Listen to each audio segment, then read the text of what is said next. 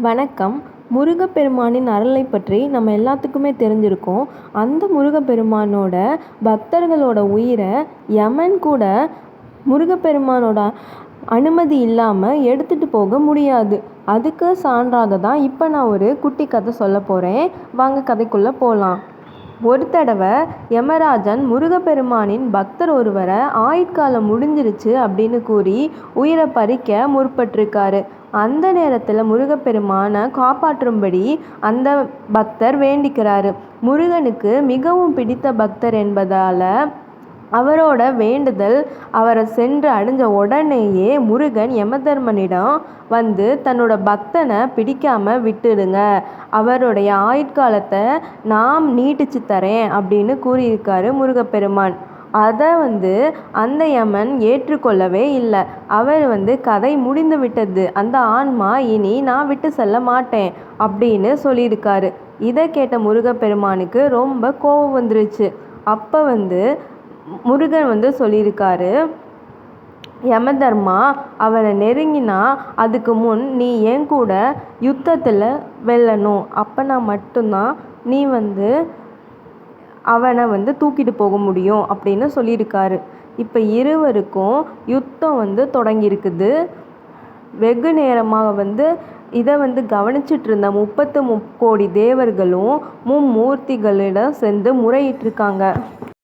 அதாவது இந்த யுத்தத்தை உடனே நிறுத்தணும், இல்லாட்டி உலகமே அழிஞ்சிரும் அப்படின்னு சொல்லியிருக்காங்க. அதுக்கு மும்மூர்த்திகளும், ஆம் தேவர்களே, இதை நான் கவனிச்சுட்டு தான் இருக்கேன். ஆனால் யுத்தம் செய்கிறது முருகனால நான் கொஞ்சம் யோசிக்கிறேன். ஏன்னா முருகப்பெருமான் ரொம்ப பிடிவாதக்காரர்.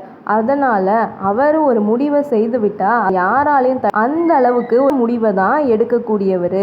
முருகன் நானே என்னுடைய பக்தர்களின் துன்பத்தை தீர்க்கும்படி முருகனிடம் சில பக்தர்களை அனுப்பி வைத்திருக்கேன். அவரும் தீர்த்து வைத்திருக்கிறார். அந்த அளவுக்கு முருகன் திறமை மிக்கவர். அதனால் இந்த யுத்தத்தை எப்படி முடிக்கிறது அப்படிங்கிறது யோசித்து கொண்டிருக்கேன் அப்படின்னு இவர் போய் சிவபெருமான்கிட்டையும் சொல்லியிருக்காரு. இதை கேட்ட தேவர்கள் திகைத்து போய் யுத்தம் நடந்து கொண்டிருக்கும் சூழ்நிலையில் மும்மூர்த்திகளும் சென்று முருகனிடம் யுத்தத்தை நிறுத்தும்படி கேட்குறாங்க. அப்போ முருகன் கூறுறாரு, என்னுடைய பக்தரை எக்காரணம் கொண்டு இந்த யமதர்மராஜன் தொடக்கூடாது அப்படின்னு நீங்கள் உத்தரவிட்டீங்கன்னா நான் இந்த யுத்தத்தை உடனே நிறுத்திடுவேன் அப்படின்னு சொல்கிறாரு. இதை கேட்டுட்டு இருந்த சிவபெருமானோ, முருகா, நீ அனைத்தும் அறிந்தவன். யமதர்மராஜன் விதி முடிந்து ஒருவனை அழைத்து செல்ல வந்திருக்கிறார். அதை தடுப்பது நியாயமா?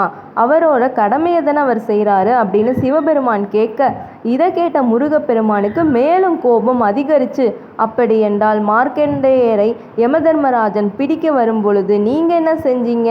என்னுடைய பக்தருக்கு ஒரு நீதி, உங்களோட பக்தருக்கு ஒரு நீதியா என்று கூறி கோபம் கொண்டு விஸ்வரூபம் எடுத்தார் முருகப்பெருமான்.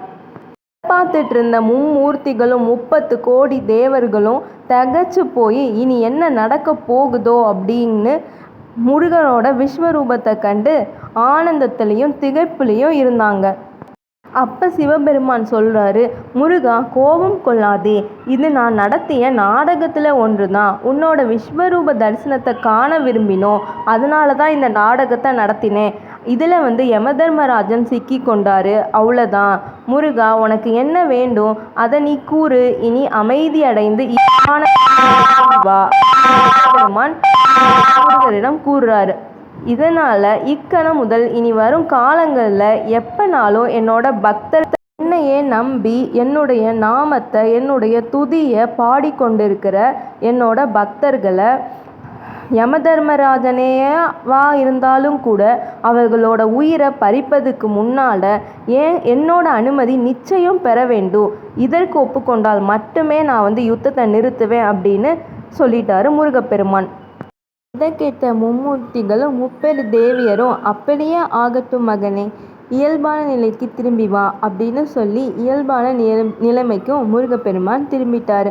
அதன் பின்னர் முருகப்பெருமானின் பக்தர்களை யமதர்மர் நெருங்குவது என்றால் முதலில் முருகனின் அனுமதியை பெற்றால் மட்டுமே நெருங்க முடியும் அப்படிங்கிறத புராண கதை மூலயமா நம்ம தெரிஞ்சுக்கிட்டோம் ஃப்ரெண்ட்ஸ்.